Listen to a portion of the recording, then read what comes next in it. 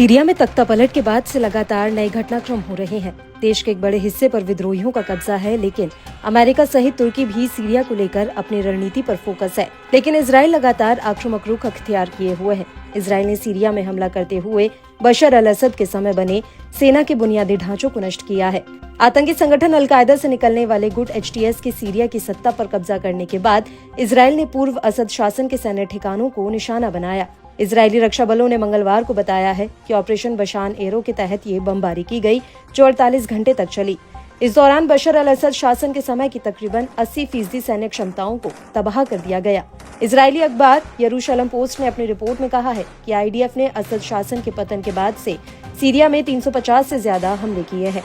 IDF का दावा है कि इन हमलों में सीरिया के रणनीतिक हथियारों के भंडार को निशाना बनाया गया। इजरायली नेवी ने अलबायदा और लताकिया बंदरगाहों पर हमला किया, जहां 15 सीरियाई नौसैनिक जहाज थे। सीरियाई सेना के विमान रोधी बैटरियों, हवाई क्षेत्रों और दमिश्क, होम्स, लताकिया, पलमायरा और टार्टस में हथियार उत्पादन केंद्रों पर भी हमले किए गए। क्रूज मिसाइल, सतह से समुद्र में मार करने वाली मिसाइल, UAV, लड़ाकू विमान, रडार, टैंक और हेलीकॉप्टरों को तबाह किया गया।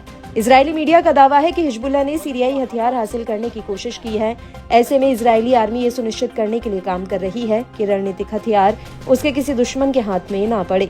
इजरायल ने संयुक्त राष्ट्र सुरक्षा परिषद को लिखे एक पत्र में इस सैन्य कार्रवाई को सीमित और स्थायी उपाय बताया है, जो तत्काल सुरक्षा खतरों से निपटने के लिए है।